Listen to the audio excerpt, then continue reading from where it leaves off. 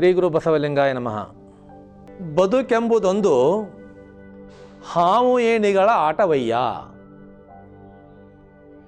ಬದುಕೆಂಬುದೊಂದು ಹಾವು ಏಣಿಗಳ ಆಟವಯ್ಯ. ರೋಷ ದ್ವೇಷ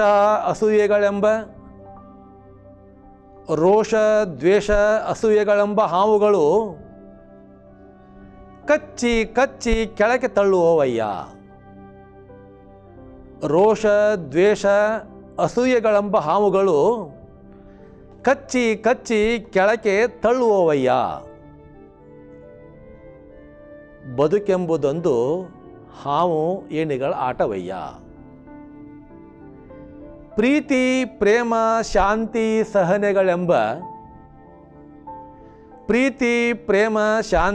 ಸಹನೆಗಳೆಂಬ ಏಣಿಗಳು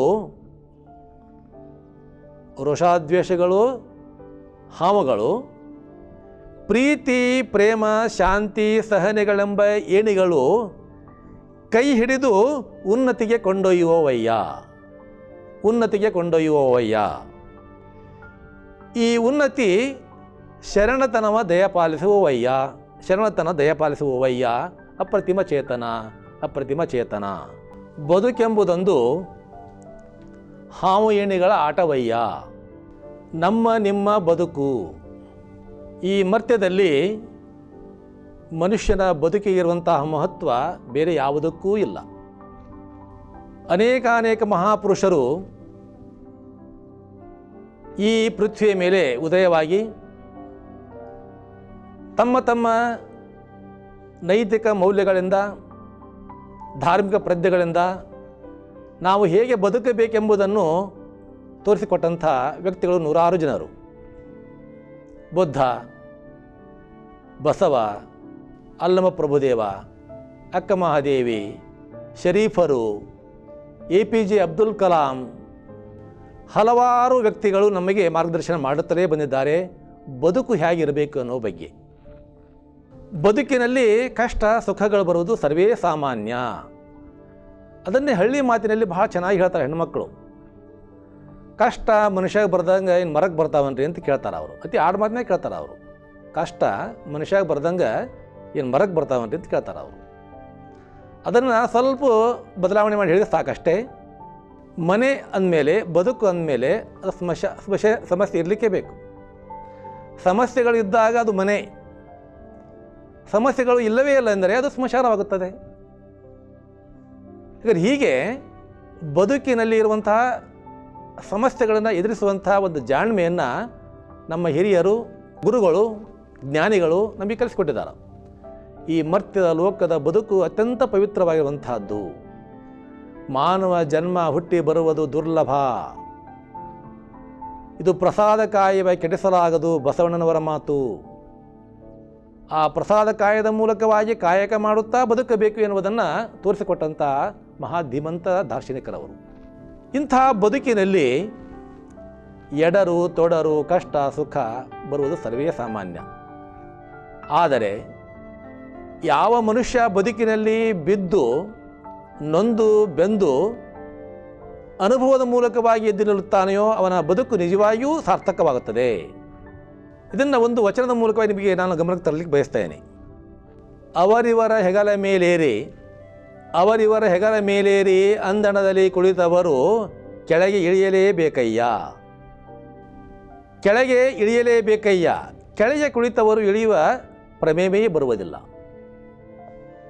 ಇಲ್ಲಿ ನಾನು ಹೇಳುವುದಿಷ್ಟೇ, ಯಾವುದು ಸಹಾಯ ತೆಗೆದುಕೊಂಡು ನಾನು ಮೇಲೇರಿಕೊಂಡು ಹೋಗಿ ದೊಡ್ಡ ಮನುಷ್ಯರಾಗುವಂಥ ಅಹಂಕಾರ ಪ್ರಜ್ಞೆ ಯಾರಲ್ಲಿರ್ತೀಯೋ ಅವರ ಬದುಕು ಎಂದೆಂದಿಗೂ ಸಾರ್ಥಕವಾಗುವುದಿಲ್ಲ. ಅದಕ್ಕಾಗಿಯೇ ಬಸವಣ್ಣವರು ಹೇಳಿದ್ದು, ನನಗಿಂತ ಕಿರಿಯರಿಲ್ಲ, ಶಿವಭಕ್ತರಿಗಿಂತ ಹಿರಿಯರಿಲ್ಲ. ಭಕ್ತಿ ಇಲ್ಲದ ಬಡವನಾನಯ್ಯ ಬಸವಣ್ಣನ ಮಾತು, ದಾರ್ಶನಿಕನ ಮಾತು. ನಾವು ನೀವೆಲ್ಲ ಕರಿತಾ ಇದ್ದೇವೆ ಭಕ್ತಿ ಭಾಂಡಾರಿ ಅಂತ ಬಸವಣ್ಣನ ಕರಿತೇವೆ. ಅವರೇ ಹೇಳ್ತಾರ, ಭಕ್ತಿ ಇಲ್ಲದ ಬಡವನಾನಯ್ಯ, ಎನ್ನ ಚಿತ್ತವು ಅತ್ತಿ ಹಣ್ಣು ನೋಡಯ್ಯ. ಎಂಥ ಒಳ್ಳೊಳ್ಳೆ ಅಂದರೆ ಅಂತರಂಗ ನಿರೀಕ್ಷಣೆ ಮಾಡಿಕೊಳ್ಳುವಂಥ ಆ ಮನೋಪ್ರವೃತ್ತಿ ಬಸವಣ್ಣವರಲ್ಲಿದೆಯಲ್ಲ, ಅದು ಅವರನ್ನು ದೊಡ್ಡವನನ್ನಾಗಿ ಮಾಡಿದೆ, ದಾರ್ಶನಿಕನಾಗಿ ಮಾಡಿದೆ, ಅಷ್ಟೇ ಅಲ್ಲ ಜ್ಞಾನಿಯನ್ನಾಗಿ ಮಾಡಿದೆ. ಅದೇ ರೀತಿಯಾಗಿ ಬುದ್ಧ ಐಷಾರಾಮಿ ಜೀವನ ನಡೆಸುವಂಥ ಆ ಬುದ್ಧ ಕಷ್ಟ ಅಂದರೆ ಏನೋ ಅವನಿಗೆ ಗೊತ್ತೇ ಇದ್ದಿಲ್ಲ, ಬದುಕು ಅಂದರೆ ಏನೋ ಅವನಿಗೆ ಗೊತ್ತೇ ಇದ್ದಿಲ್ಲ. ನೂರಾರು ಜನ ಆಳುಗಳು, ಸೇವಕರು, ಹೇಳಿದಂತೆ ಕೇಳುವ ಹೆಂಡತಿ, ಮಕ್ಕಳು ಎಲ್ಲ ಇದ್ದರು. ಆದರೆ ಬದುಕಿನ ಸ್ವಾರಸ್ಯ ಅವನಿಗೆ ಗೊತ್ತಾಗಲಿಲ್ಲ. ಆ ಬದುಕಿನ ಅರ್ಥವನ್ನು ಕಂಡುಕೊಳ್ಳೋ ಸಲುವಾಗಿ ಆತ ನಡುರಾತ್ರಿಯಲ್ಲಿ ಮನೆ ಬಿಟ್ಟು ಬಂದ, ಅಡವಿಯಲ್ಲಿ ಸಂಚಾರ ಮಾಡಿದ. ನೋಡ್ರಿ, ಒಬ್ಬ ವಿಚಾರ ಮಾಡಿಕೊಂಡು ಹಾಗೆ ನಿಮ್ಮ ತಕ್ಷಣ ಗೊತ್ತಾಗಬೇಕು ಬಂದ್ರೆ, ಕಾಂಟಸ ಕಾರಿನಲ್ಲಿ ಅಡ್ಡಾಡುವ ಮನುಷ್ಯ ಬರಿಗಾಲಿನಲ್ಲಿ ಅಡ್ಡಾಡ್ಬೇಕಾದ್ರೆ ಎಂಥ ತ್ರಾಸು ಬರ್ತಾ ಇದೆ ಅದನ್ನು ನಾವು ನೆನ್ಬಿಡ್ಬೇಕು. ಅರಮನೆಯ ಸುಖದ ಸುಪ್ಪತ್ತಿಗೆಲ್ಲಿದ್ದಂತಹ ಬುದ್ಧ ಬರಿಗಾಲಿನಲ್ಲಿ ಅಡವಿಯಲ್ಲಿ ಅಡ್ಡಾಡ್ತಾ ಇದ್ದಾನ.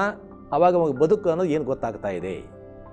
ಇದನ್ನು ತಿಳ್ಕೊಳ್ಳೋ ಸಲುವಾಗಿ ಅವಾಗ 3 ದೃಶ್ಯ ನೀವು ಕಂಡದ್ದು ನಿಮಗೆಲ್ಲ ಗೊತ್ತಿರುವಂಥ ಮಾತು: ರೋಗಿ, ಮುದುಕ, ಸಾವು.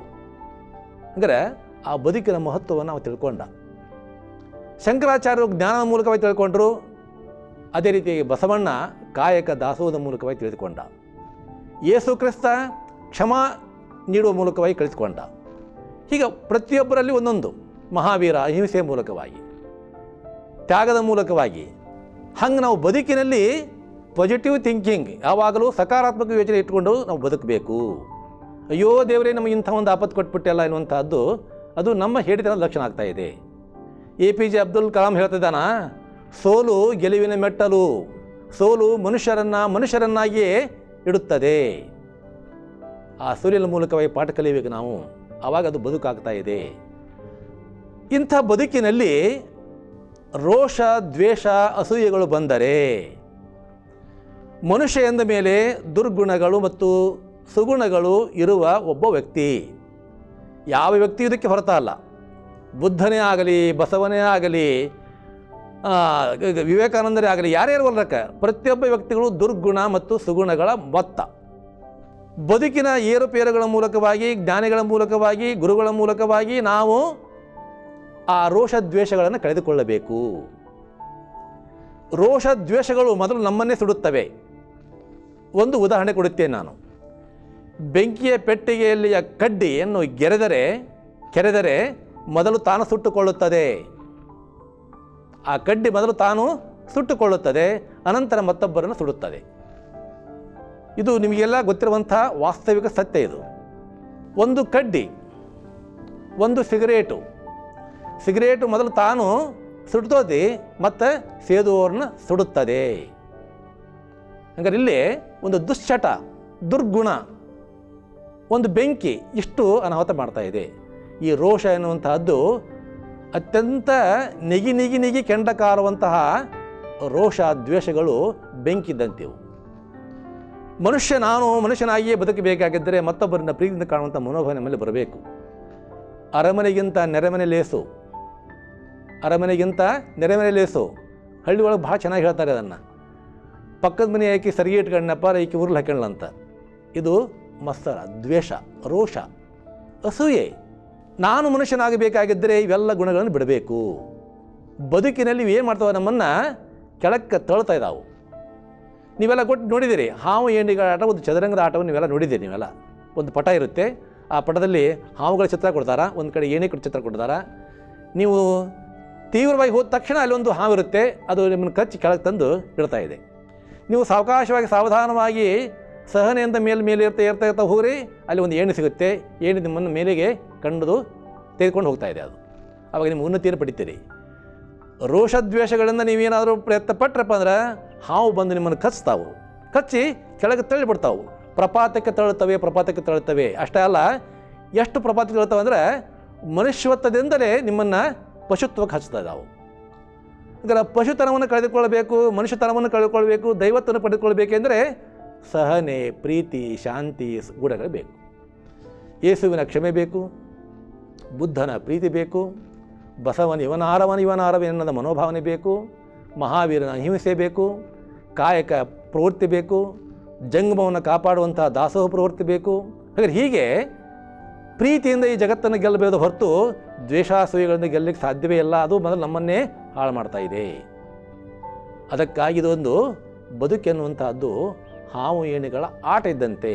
ಈ ಆಟವನ್ನು ನಾವು ಚೆನ್ನಾಗಿ ಆಡಬೇಕು. ಇದನ್ನು ಆ ಪರಮಾತ್ಮ ನಮಗೆ ಸುಂದರವಾದ ದೇಹ ಕೊಟ್ಟಿದ್ದಾನ, ಸುಂದರವಾದ ಕಣ್ಣು ಕೊಟ್ಟಿದ್ದಾನ, ಸುಂದರವಾದ ಕೈ ಕೊಟ್ಟಿದ್ದಾನ, ಸುಂದರವಾದ ಕಾಲು ಕೊಟ್ಟಿದ್ದಾನ, ನಮಗೆಲ್ಲರೂ ಪಂಚೇಂದ್ರಿಯಗಳನ್ನೆಲ್ಲವೂ ಕೊಟ್ಟಿದ್ದಾನ.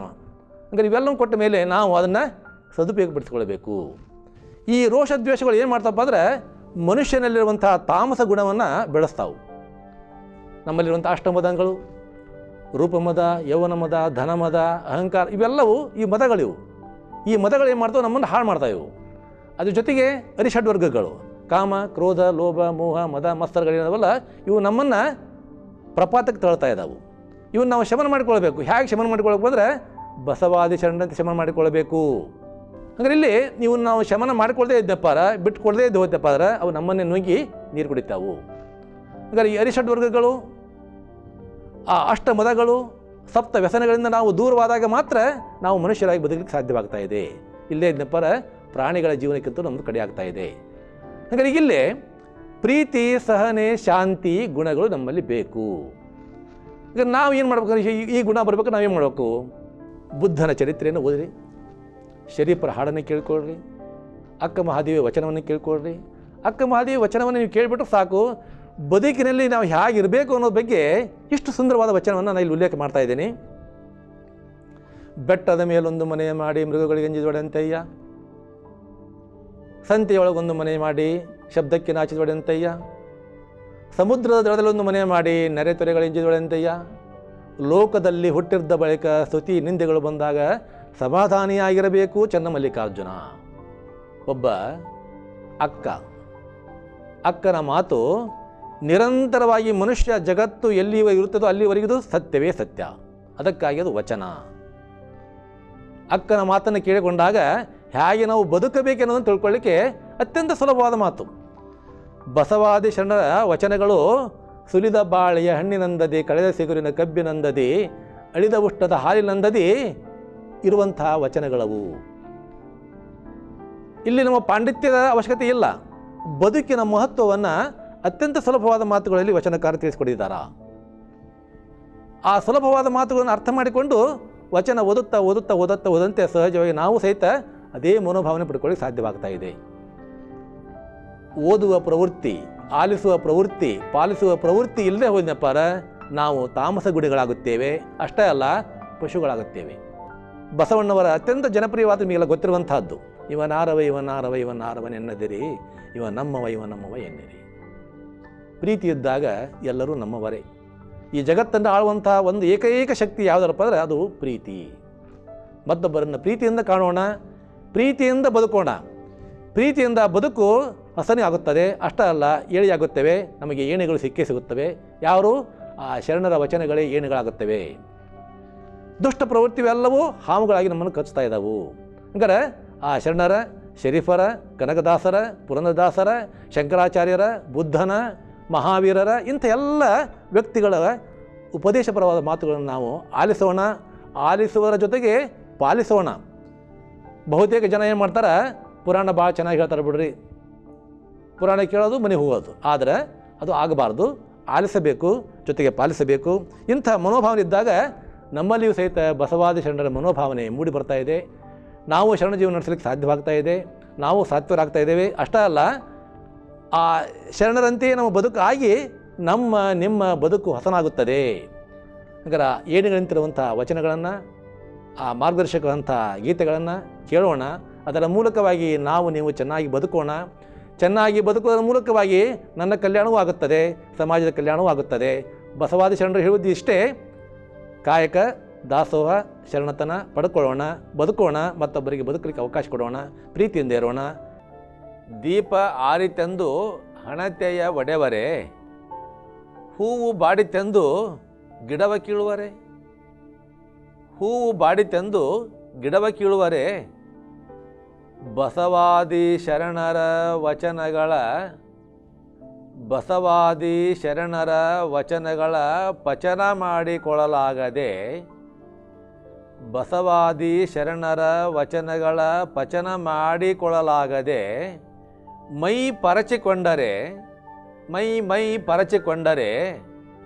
ಕರಿ ಹೋಗುವಾಗ ನರಿ ಬೊಗಳಿದಂತಯ್ಯ, ಕರಿ ಹೋಗುವಾಗ ನರಿ ಬೊಗಳಿದಂತಯ್ಯ. ಅಪ್ರತಿಮ ಚೇತನ. ದೀಪ ಆರಿತೆಂದು ಹಣತೆ ಒಡೆವರೆ, ಹೂ ಬಾಡಿತೆಂದು ಗಿಡವ ಕೀಳುವರೆ.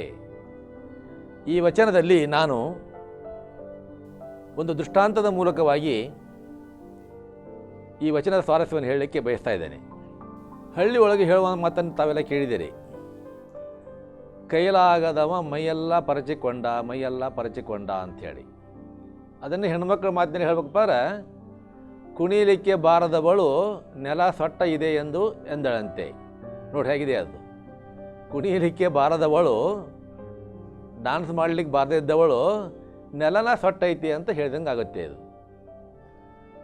ಈ ರೀತಿಯಾಗಿ ನಮ್ಮ ಆಡು ಮಾತಿನ ಅನುಭವದ ಹಿನ್ನೆಲೆಯಲ್ಲಿ ಈ ವಚನದವನ್ನು ನಾನು ರಚನೆ ಮಾಡಿದ್ದೇನೆ. ದೀಪ ಆರಿತೆಂದು. ನಮ್ಮ ಭಾರತೀಯ ಸಂಪ್ರದಾಯದ ಪ್ರಕಾರವಾಗಿ ಸಂಸ್ಕೃತಿಯಲ್ಲಿ ಪೂಜಾ ಕಾರ್ಯ ಕೈಗೊಳ್ಳಬೇಕಾಗಿದ್ದಾಗ ದೀಪವನ್ನು, ಜ್ಯೋತಿಯನ್ನು ಬೆಳಗಿಸುವಂತಹದ್ದು ಸರ್ವೇ ಸಾಮಾನ್ಯವಾದಂಥ ಮಾತು. ಜ್ಯೋತಿ ಬೆಳಕಿನ ಸಂಕೇತ, ಜ್ಞಾನದ ಸಂಕೇತ. ಬಿಳಿ ಬೆಳಕು, ಜ್ಞಾನ, ದೀಪ. ಇದು ನಮ್ಮ ಭಾರತೀಯ ಸಂಸ್ಕೃತಿಯಲ್ಲಿ ಯಾವುದೇ ಕಾರ್ಯಕ್ರಮವನ್ನು ಮಾಡಲಿ ಆ ಸಂದರ್ಭದಲ್ಲಿ ಮೊದಲು ಆ ದೀಪವನ್ನು ಬೆಳಗಿಸಿ ಕಾರ್ಯಕ್ರಮವನ್ನು ಪ್ರಾರಂಭ ಮಾಡ್ತಾ ಇದ್ದೀವಿ. ಇಲ್ಲೇ ಇದು ದೀಪ ಎನ್ನುವಂತಹದ್ದು ಜ್ಞಾನದ ಬೆಳಕಿನ ಸಂಕೇತ. ಅಷ್ಟೇ ಅಲ್ಲ, ನಿರ್ಮಲವಾದ ಮನಸ್ಸಿನ ಸಂಕೇತವಾಗಿಯೂ ಸಹಿತ ಆ ಬೆಳಕನ್ನು ನಾವು ಉಪಯೋಗ ಮಾಡಿಕೊಳ್ತಾ ಇದ್ದೀವಿ. ಹಾಗಾದರೆ ಬೆಳಕನ್ನು ಕಂಡುಕೊಳ್ಳಬೇಕಾಗಿದ್ದರೆ, ಇದು ಕತ್ತಲೆಯನ್ನು ಕಳೆದುಕೊಳ್ಳಬೇಕಾಗಿದ್ದರೆ, ಅಜ್ಞಾನವನ್ನು ಕಳೆದುಕೊಳ್ಳಬೇಕಾಗಿದ್ದರೆ ಜ್ಞಾನದ ಸಂಕೇತವಾಗಿ, ಬೆಳಕಿನ ಸಂಕೇತವಾಗಿ ನಾವು ದೀಪವನ್ನು ಬೆಳಗಿಸುತ್ತೇವೆ. ಇದು ನಮ್ಮ ಭಾರತೀಯ ಸಂಸ್ಕೃತಿ, ಭಾರತೀಯ ಸಂಪ್ರದಾಯ.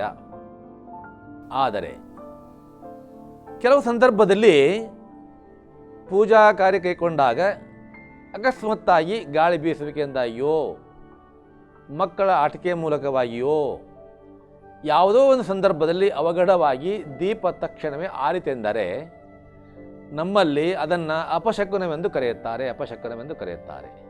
ನೋಡಿ ಹೇಗಿದೆ ಅದು. ಆ ಜ್ಯೋತಿ, ಆ ದೀಪ ಸುಮ್ಮನೆ ಆರುವುದಿಲ್ಲ.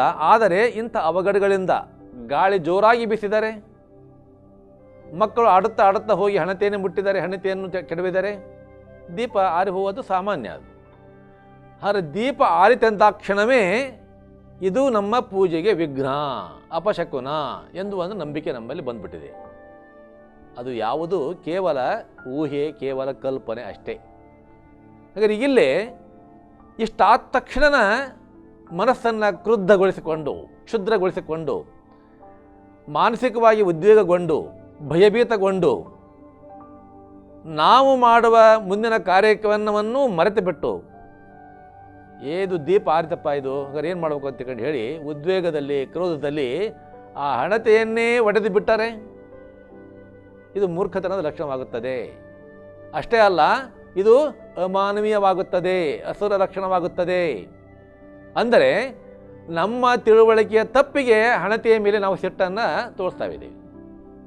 ಹಾಗಾದರೆ ಒಂದು ಬೆಳಕು ಯಾವುದು ನಮಗೆ ಬೆಳಕನ್ನು, ಜ್ಞಾನವನ್ನು ಕೊಡಬೇಕಾಗಿತ್ತೋ ಅದೇ ಜ್ಞಾನವನ್ನು ಕೊರತೆಯಿಂದ ನಾವು ಆ ಹಣತೆಯನ್ನು ಒಡೆಯಲಿಕ್ಕೆ ಹೋದರೆ ಅದು ದುಷ್ಪರಿಣಾಮ ಆಗ್ತಾ ಇದೆ. ಮುಂದೆ ಬೆಳಕು ಕಾಣಲಿಕ್ಕೆ ಸಾಧ್ಯವೇ ಇಲ್ಲ. ನಮ್ಮ ತಿಳುವಳಿಕೆಗೆ ಬಾರದೇ ಹೋದ ಸಂದರ್ಭದಲ್ಲಿ ಅದೊಂದು ಅಜ್ಞಾನ, ಅದೊಂದು ಮೂಢನಂಬಿಕೆ, ಹಾಗೆ ಹೀಗೆ ಅಂತ ಹೇಳುವಂಥದ್ದು ಅದು ನಮ್ಮ ಬುದ್ಧಿಗೇಡಿತನದ ಲಕ್ಷಣವಾಗುತ್ತದೆಯೇ ಹೊರತು ಬುದ್ಧಿವಂತರ ಲಕ್ಷಣವಾಗುವುದಿಲ್ಲ. ಹಾಗಾದರೆ ಹಣತೆಯನ್ನು ಒಡೆಯುವಂತಹದ್ದು ಮೂರ್ಖತನ, ಮೂಢತನ. ಅಂದರೆ ನಮ್ಮ ಮಾಡುವ ಕಾರ್ಯದಲ್ಲಿ ಅನಾಯಾಸವಾಗಿ ಅದು ತೊಂದರೆಯಾದರೆ ಮಾತ್ರ ನಾವು ಇಂಥ ಒಂದು ನಂಬಿಕೆಯನ್ನು, ಇಂಥ ಒಂದು ಮೂಢನಂಬಿಕೆಯನ್ನು ಕಲ್ಪಿಸಿಕೊಂಡು ಆ ಬೆಳಕು ಕೊಡುವಂಥ ವಸ್ತುವನ್ನೇ ನಾಶ ಮಾಡಲಿಕ್ಕೆ ಹೋದನಪ್ಪ ಅಂತಂದ್ರೆ ನೋಡಿ ಹೇಗಿದೆ ಅದು. ಬೆಳಕು ಕೊಡುವಂಥ ವಸ್ತುವನ್ನೇ ನಾಶ ಮಾಡಲಿಕ್ಕೆ ಹೋದರೆ ಅದು ಮನುಷ್ಯನ ಬುದ್ಧಿಗೇಡಿಗಳ ಲಕ್ಷಣವಾಗುತ್ತದೆ ಹೊರತು ಬೇರೆ ಯಾವುದು ಅಲ್ಲ. ಇನ್ನೆರಡನೇದು, ಹೂವು ಬಾಡಿತೆಂದು. ಪೂಜಾ ಪರಿಕರಗಳಲ್ಲಿ ಹೂವು ಅತ್ಯಂತ ಪ್ರಮುಖವಾದಂತಹದ್ದು ನಮ್ಮ ಭಾರತೀಯ ಸಂಸ್ಕೃತಿಯಲ್ಲಿ. ಪತ್ರಿ, ಬಿಲ್ವ ಪತ್ರಿ, ಬನ್ನಿ ಪತ್ರಿ, ತುಳಸಿ ಪತ್ರಿ, ಇದರ ಜೊತೆಗೆ ಹೂವನ್ನು ಅಲಂಕಾರ ಮಾಡುವಂತಹದ್ದು ನಮ್ಮಲ್ಲಿ ಸರ್ವೇ ಸಾಮಾನ್ಯವಾದಂತಹದ್ದು. ಅಂದರೆ ಹೂವು ಸುಂದರವಾದಂತಹದ್ದು, ಸುವಾಸನೆಯುತವಾದಂತಹದ್ದು, ಆ ಪರಮಾತ್ಮನಿಗೆ ಪ್ರಿಯವಾದಂತಹದ್ದು. ಅಷ್ಟೇ ಅಲ್ಲ, ಹೂವಿನ ಮೂಲಕವಾಗಿ ನಮ್ಮ ಮೃದುವಾದ ಮನೋಭಾವನೆಗಳನ್ನು ವ್ಯಕ್ತಪಡಿಸುವಂತಹದ್ದು ನಮ್ಮಲ್ಲಿ ಸರ್ವೇ ಸಾಮಾನ್ಯವಾದಂತಹದ್ದು. ಹಾಗಾದರೆ ಇಲ್ಲಿ ಹೂವು ಪೂಜೆ ಮಾಡುವ ಸಂದರ್ಭದಲ್ಲಿಯೋ ಅಥವಾ ಪೂಜೆಯ ನಂತರವೋ ಏನೋ ಅದು ಬಾಡಿ ಬಿಡ್ತಪ್ಪ, ಏನು ಮಾಡೋದು ಅಂತ ಹೇಳಿ ಆ ಗಿಡದಲ್ಲಿ ಹೂವನ್ನು ಅದು ಬಾಡ್ತಪ್ಪ ಅಂತಂದರೆ ಸಹಜವಾಗಿ ನಿಸರ್ಗದ ನಿಯಮ ಅದು. ಮುಂಜಾನೆ ಅರಳಿದ ಹೂವು ಸಂಜೆಗೆ ಬಾಡಲಿಕ್ಕೆ ಬೇಕು, ಅಷ್ಟೇ ಅಲ್ಲ ಬಿಸಿಲಿಗೆ ಬಾಡಲಿಕ್ಕೆ ಬೇಕು, ಅಷ್ಟೇ ಅಲ್ಲ ಗಾಳಿಗೆ ಬಾಡಲಿಕ್ಕೆ ಬೇಕು, ಅಷ್ಟೇ ಅಲ್ಲ ಅದು ಕಾಲು ತೊಳಿಕೆ ಒಳಗಾದ ಬಾಡಲಿಕ್ಕೆ ಬೇಕು. ಹೀಗಿದ್ದ ಮೇಲೆ ಆ ಹೂವು ಕೊಡುವಂಥ ಗಿಡ ಬಳ್ಳಿಗಳನ್ನೇ ನಾವು ನಾಶ ಮಾಡಿಬಿಟ್ರೆ ಅದು ಮಾನವೀಯ ಲಕ್ಷಣ ಆಗೋದಿಲ್ಲ, ಅದು ಮೂರ್ಖರ ಲಕ್ಷಣವಾಗುತ್ತದೆ. ಅಷ್ಟೇ ಅಲ್ಲ ಬುದ್ಧಿಗೇಡಿಗಳ ಅಜ್ಞಾನಿಗಳ ಲಕ್ಷಣವಾಗುತ್ತದೆ. ಪ್ರಾಣಿಗಳಿಗೂ ನಮಗೂ ಯಾವುದೇ ವ್ಯತ್ಯಾಸ ಉಳಿಯಲಿಕ್ಕೆ ಸಾಧ್ಯವೇ ಇಲ್ಲ. ಹೀಗಿದ್ದ ಮೇಲೆ ನೋಡ್ರಿ, ಹೂವು ಬಾಡಿ ತಂದು ಆ ಹೂವು ತನ್ನ ಸೌಂದರ್ಯವನ್ನು ಕಳೆದುಕೊಂಡಿದೆ ಎಂದು ತಿಳಿದುಕೊಂಡು ಆ ಹೂವನ್ನು ಬಿಟ್ಟು ಆ ಹೂವು ಬಿಡುವಂಥ ಗಿಡವನ್ನೇ ಕಿತ್ತು ಹಾಕಿಬಿಟ್ಟರೆ ಅದು ಮೂರ್ಖರ ಲಕ್ಷಣ. ಅಷ್ಟೇ ಅಲ್ಲ, ಅದು ಅಸೂರಿ ಪ್ರವೃತ್ತಿ ಆಗುತ್ತದೆ, ಅದು ಅಜ್ಞಾನಿಗಳ ಲಕ್ಷಣವಾಗುತ್ತದೆ. ಹೀಗೆ ಒಂದು ದೃಷ್ಟಾಂತದ ಮೂಲಕವಾಗಿ ನಾನು ಮುಂದಿನ ವಿಷಯವನ್ನು ತೆಗೆದುಕೊಳ್ಳಿಕ್ಕೆ ಬಯಸ್ತಾ ಇದ್ದೇನೆ. ಮುಂದೆ ನೋಡ್ಕೊಳ್ಳಿ. ಬಸವಾದಿ ಶರಣರ ವಚನಗಳ ಪಚನ ಮಾಡಿಕೊಳ್ಳಲಾಗದೆ, ಇದು ನನಗೆ ಬೇಕಾಗಿರುವಂತಹದ್ದು ಮುಖ್ಯ. ಇಲ್ಲಿ ಅತ್ಯಂತ ಸುಲಭವಾಗಿರುವಂತಹ ವಚನಗಳನ್ನು ರಚನೆ ಮಾಡಿದಂತಹ ಬಸವಾದಿ ಶರಣರ ವಚನಗಳನ್ನು ಕೇಳಿದ ಮೇಲೆ ಅದನ್ನು ಅರ್ಥ ಮಾಡಿಕೊಳ್ಳಲಿಕ್ಕೆ ಆಗದೆಯೇ ನಾವು ಇದು ಸಲ್ಲದು, ಇದು ಅಪ್ರಸ್ತುತ ಎನ್ನುವಂಥ ಮನೋಭಾವನೆಯಲ್ಲಿ ಉಳಿದುಕೊಂಡರೆ, ಶರಣರ ವಚನಗಳ ಪಚನ ಮಾಡಿಕೊಳ್ಳಲಾಗದೆ ಮೈ ಪರಚಿಕೊಂಡರೆ ನೋಡಿ ಹೇಗಿದೆ ಅದು. ಅಂದರೆ ಬಸವಣ್ಣನವರ ಒಂದು ವಚನ, ಅಕ್ಕನವರ ಒಂದು ವಚನ, ದಾಸಿಮಯ್ಯನ ಒಂದು ವಚನ ನಾನು ಈಗ ಒಂದು ಉಲ್ಲೇಖ ಮಾಡ್ತಾ ಇದ್ದೇನೆ. ಚಾಮರಸ ಎನ್ನುವಂಥ ಪ್ರಭುಲಿಂಗಲಿಯಲ್ಲಿ ಬರೆದಂಥ ಚಾಮರಸನ ಕಾವ್ಯದಲ್ಲಿ ಒಂದು ಪದ್ಯ ಉದಾಹರಣೆ ಕೊಡ್ತೇನೆ ಅಷ್ಟೇ ನಾನೀಗ. ಸತ್ತವರ ಕಥೆಯಲ್ಲ ಜನನದ ಕುತ್ತದಲ್ಲಿ ಕುದಿದು ಕರ್ಮದ ಕತ್ತಲೆಗೆ ಸಿಲುಕುವರ ಸೀಮೆಯ ಹೊಲಬು ತಾನಲ್ಲ, ಮತ್ತಮತಿಗಳ ಗೋಷ್ಠಿಯಲ್ಲ, ಸತ್ಯ ಶರಣರು ತಿಳಿಯುವುದಿ ಪ್ರಭುಲಿಂಗಲೀಲೆ ಏನು ಅಂಥೇಳಿ ಆ ಪ್ರಭುಲಿಂಗಲೀಲೆ ಕಾವ್ಯ ಬರೆಯುವ ಸಂದರ್ಭದಲ್ಲಿ ಚಾಮರಸ ಕವಿ 14-15 ಶತಮಾನದಲ್ಲಿದ್ದಂಥ ಆ ಕವಿ, ಅನುಭಾವಿ ಕವಿ, ಆ ಪ್ರಭುಲಿಂಗಲೀಲೆ ಕಾವ್ಯವನ್ನು ನಾವು ಓದಬೇಕು ದಯವಿಟ್ಟು. ಅಷ್ಟು ಸುಂದರವಾದ ಕಾವ್ಯ ಇದೆ ಅದು. ಹಂಗಾರೆ ಇಲ್ಲಿ ಸತ್ತವರ ಕಥೆಯಲ್ಲ ಅಂದ ತಕ್ಷಣ ಸತ್ತವ್ರ ಕಥೆ ಯಾಕೆ ಹೇಳ್ತಾರಪ್ಪ ಇವರು ಅಂತ ಅನ್ಬೋದು. ಅಂದರೆ ಬಸವಾದಿ ಶರಣರು ಸತ್ತವಲ್ಲ, ಸತ್ಯಲ್ಲ, ಸತ್ತವರಲ್ಲ, ಅವರು ಅನುಭಾವಿಗಳು, ಚಿರಂಜೀವಿಗಳು. ಏಕೆಂದರೆ ಅವರು ನಮಗೆ ಜ್ಞಾನವನ್ನು ಕೊಟ್ಟಿದ್ದಾರೆ. ಅಷ್ಟೇ ಅಲ್ಲ, ನಮ್ಮ ಬದುಕಿಗೆ ಬೆಳಕನ್ನು ಕೊಟ್ಟಿದ್ದಾರೆ, ಬೆಳಕಿನ ದಾರಿಯನ್ನು ತಿರುಗಿದ್ದಾರೆ, ದಾರಿ ದೀಪವಾಗಿದ್ದಾರೆ. ಅವರು ದೈಹಿಕವಾಗಿ ಇನ್ನಿಲ್ಲವಾಗಿರಬಹುದು, ದೈಹಿಕವಾಗಿ ಇನ್ನಿಲ್ಲವಾದರೂ ಸಹಿತ ವಚನಗಳ ಮೂಲಕವಾಗಿ, ಅವರು ರಚನೆ ಮಾಡಿದ ವಚನಗಳ ಮೂಲಕವಾಗಿ ಅವರು ಜೀವಂತವಾಗಿ ಇದ್ದಾರೆ. ನಿಮ್ಮ ಮನೆಗಳಲ್ಲಿ, ಮನಗಳಲ್ಲಿ, ಜಗತ್ತಿನ ಎಲ್ಲ ಜನರ ಮನಸ್ಸಿನಲ್ಲಿ. ಯಾರಿಗೀಗ ಕನ್ನಡ ಭಾಷೆ ಗೊತ್ತಿದೆಯೋ ಅವರೆಲ್ಲರಿಗೂ ಗೊತ್ತಿದೆ ಆ ವಚನಗಳು ಅತ್ಯಂತ ಸುಲಭವಾಗಿವೆ, ಶ್ರೇಷ್ಠವಾಗಿವೆ ಅನ್ನೋದು ಗೊತ್ತಿದೆ. ನಾವು ಒಂದು ವೇಳೆ ವಚನವನ್ನು ಅರ್ಥ ಮಾಡಿಕೊಳ್ಳದೆ ಹೋದರೆ ಏನಾಗಬಹುದು? ಅದಕ್ಕೆ ಉತ್ತರ ಇಲ್ಲಿದೆ. ಕರಿ ಹೋಗುವಾಗ ನರಿ ಬೊಗಳಿದಂತಯ್ಯ. ಕರಿ ಹೋಗುವಾಗ ಆನೆ, ಕರಿ ಅತ್ಯಂತ ಧೀರೋದಾತ್ತವಾದಂತಹ ಒಂದು ಪ್ರಾಣಿ. ಆ ಧೀರೋದಾತ್ತವಾದ ಪ್ರಾಣಿ ತನ್ನ ಪಾಡಿಗೆ ತಾನು ನೇರವಾಗಿ ಹೋಗ್ತದೆ. ಆನೆ ನಡೆದುದೇ ದಾರಿ. ನೋಡಿ ಹೇಗಿದೆ ಅದು. ಆನೆ ನಡೆದುದೇ ದಾರಿ. ಅದು ತನ್ನ ಮಾರ್ಗವನ್ನು ತಾನೇ ಮಾಡಿಕೊಂಡು ಆನೆ ತಾನೇ ಮುಂದೆ ಹೋಗ್ತಾ ಇದೆ. ಈ ಆನೆಯ ನೋಡಿದಂಥ ಒಂದು ನರಿ, ಕರಿಯನ್ನು ನೋಡಿದಂಥ ಒಂದು ನರಿ ಹೊಟ್ಟೆಗೆ ಬಡ್ಕೊಂಡು ನನಗೆ ಇಂಥ ಒಂದು ಭಾಗ್ಯ ಇಲ್ಲಲ್ಪ, ನಾ ಏನು ಮಾಡಲಿ ಅಂತ ತಿಳ್ಕೊಂಡು ಹೇಳಿ ಆ ಆನೆಯನ್ನು ನೋಡಿ, ಅದು ಹೋಗುವುದನ್ನು ನೋಡಿ, ಅದರ ಉದಾತ್ತ ದೇಹವನ್ನು ಕಂಡು, ದೇಹೋದಾತ್ತ ನಿಲುವನ್ನು ಕಂಡು ಈ ಗುಳ್ಳೆ ನರಿ ಸುಮ್ಮನೆ ಬೊಗಳ್ತಾ ಇದೆ. ಹಾಗೆ ಬಸವಾದಿ ಶರಣರ ವಚನಗಳನ್ನು ಅರ್ಥ ಮಾಡಿಕೊಳ್ಳದೇ ಇರುವಂಥ ಅಂದಿನ ಪುರೋಹಿತಶಾಹಿ ಜನಾಂಗ, ಕೊಂಡಿ ಮಂಚಣ್ಣನಂಥ ವ್ಯಕ್ತಿಗಳು ಗುಳ್ಳೆ ನರಿಗಳಂತೆ ಬಸವಣ್ಣನ ಮೇಲೆ ಫಿರ್ಯಾದಿ ಕೊಡ್ಲಿಕ್ಕೆ ಹೋಗ್ತಾ ಇದ್ದಾರಾ? ತಮಗೆಲ್ಲ ಗೊತ್ತಿರುವಂಥ ಇತಿಹಾಸ, ಕಥೆ ಅಲ್ಲ, ಇತಿಹಾಸ, ಚರಿತ್ರೆ. ಕೊಂಡಿ ಮಂಚಣ್ಣಂಥ ವ್ಯಕ್ತಿಗಳು, ನೀಚ ಪುರೋಹಿತರು, ಕುಲಗೇಡಿ ಪುರೋಹಿತರು ಬಿಜ್ಜಳ ರಾಜನಿಗೆ ಹೋಗಿ ಫಿರ್ಯಾದಿ ಕೊಟ್ಟು ಈ ಗುಳ್ಳೆ ನರಿಗಳ ಕೆಲಸವನ್ನು ಮಾಡಿಕೊಂಡು ಬಸವಾದಿ ಶರಣರ ವಚನಗಳ ಕಟ್ಟುಗಳನ್ನು ಸುಟ್ಟರು. ಅಷ್ಟೇ ಅಲ್ಲ, ಬಸವಣ್ಣನನ್ನು ಗಡಿಪಾರು ಮಾಡಲಿಕ್ಕೆ ಆ ಬಿಜ್ಜಳನಿಗೆ ಕಿವಿ ಊದಿ ಅವನನ್ನು ಹಿತ್ತಾಳೆ ಕಿವಿ ಮಾಡಿಸಿಕೊಂಡು ಅದರ ಮೂಲಕವಾಗಿ ತಮ್ಮ ಬೇಳೆಯನ್ನು ಬೇಯಿಸಿಕೊಂಡ್ರು. ಅಂದರೆ ಹೀಗೆ ಆ ಗುಳ್ಳೆ ನರಿಗಳ ಕೆಲಸವನ್ನು ಮಾಡಿದರೆ ಆ ಗೊಳ್ಳೆ ನರಿಯಾಗಿಯೇ ಉಳಿತದೆ, ಆನೆಯೇ ಉಳಿತದೆ. ಬಸವಾದಿ ಶರಣರ ವಚನಗಳು ಇವತ್ತು ಜೀವಂತವಾಗಿದ್ದಾವು. ಸಹಸ್ರ ವರ್ಷ ಹೋಗಲಿ ಅವು ಜೀವಂತವಾಗಿ ಇರುತ್ತವೆ. ಏಕೆಂದರೆ ಇಡೀ ಮನುಕುಲಕ್ಕೆ ಅವು ಬೆಳಕನ್ನು ಕೊಡುತ್ತಲೇ ಇರ್ತವೆ. ಈ ನರಿಗಳಂತಹ ವ್ಯಕ್ತಿಗಳು ಬುಗಳಿದರೆ ಏನೂ ಉಪಯೋಗವೆಲ್ಲ ವ್ಯರ್ಥವಾಗಿ ಹೋಗ್ತಿದ್ದಾವು. ಹಂಗಾರೆ ಇಂಥವನ್ನು ನಾವು ಗಮನಕ್ಕೆ ಕೊಡಲಿಕ್ಕೆ ಹೋಗಬಾರದು. ಆ ಬಸವಾದಿ ಶರಣರ ವಚನಗಳನ್ನು ನಾವು ಸ್ಪಷ್ಟವಾಗಿ ಅರ್ಥ ಮಾಡಿಕೊಳ್ಳಬೇಕು. ದೇವರು ಒಬ್ಬನೇ. ಇಷ್ಟಲಿಂಗದ ಕುರುವಿನ ಮೂಲಕವಾಗಿ ಅರಿವನ್ನು ಪಡೆದುಕೊಳ್ಳಬೇಕು. ನುಡಿದಂತೆ ನಡೆಯಬೇಕು. ಕಾಯಕವೇ ಕೈಲಾಸವೆನ್ನಬೇಕು. ಕಾಯಕದ ಮೂಲಕವಾಗಿ ಗಳಿಸಿದಲ್ಲಿ ದಾಸೋಹ ಮಾಡಬೇಕು. ಹಂಗಾರೆ ಹೀಗೆ ವ್ಯಷ್ಟಿ ಕಲ್ಯಾಣ ಸಮಷ್ಟಿ ಕಲ್ಯಾಣವನ್ನು ಮಾಡುತ್ತಾ ಹೋದಾಗ ಆವಾಗ ನಮಗೆ ವಚನಗಳ ಅರ್ಥ ಸ್ಪಷ್ಟವಾಗಿ ಗೊತ್ತಾಗ್ತಾ ಇದೆ.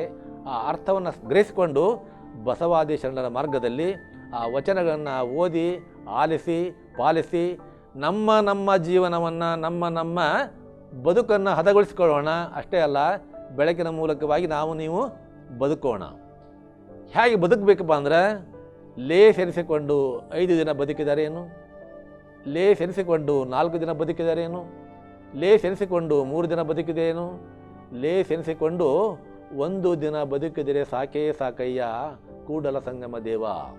ಆ ಬಸವಣ್ಣನವರ ವಚನವನ್ನು ಪಾಲನೆ ಮಾಡೋಣ. ಅರ್ಥವನ್ನು ಸ್ಪಷ್ಟವಾಗಿ ಅರ್ಥ ಮಾಡಿಕೊಳ್ಳೋಣ. ನಾನು ಊಟ ಮಾಡಿದ ಊಟ ಜೀರ್ಣವಾಗಬೇಕಾಗಿದ್ದರೆ, ಪಚನವಾಗಬೇಕಾದರೆ ದೈಹಿಕವಾಗಿ ನಾನು ಕಾಯದ ಮೂಲಕವಾಗಿ ಕೆಲಸ ಮಾಡಬೇಕು. ಆವಾಗ ಅದು ಊಟ ಮಾಡಿದ್ದು ಪಚನವಾಗ್ತಾ ಇದೆ. ಅದೇ ರೀತಿಯಾಗಿ ವಚನವನ್ನು ವಾಚನ ಮಾಡಬೇಕು.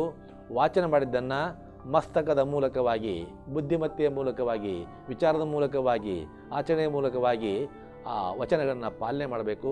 ಅವನ್ನು ಪಚನ ಮಾಡಿಕೊಳ್ಬೇಕು. ಆವಾಗ ಮಾತ್ರ ಶರಣರ ಮಾರ್ಗ ನಮಗೆ ಗೊತ್ತಾಗ್ತಾ ಇದೆ. ನಾವು ಶರಣರಾಗಲಿಕ್ಕೆ ಪ್ರಯತ್ನ ಪಡೋಣ. ನೀವು ಅವರಂತೆ ಬದುಕಲಿಕ್ಕೆ ನಿತ್ಯ ಪ್ರಯತ್ನ ಮಾಡೋಣ. ಸರ್ವರಿಗೂ ಶರಣಾರ್ಥಿ. ಮುಂದಿನ ಸಂಚಿಕೆಯಲ್ಲಿ ಮತ್ತೆ ಭೇಟಿಯಾಗುವ.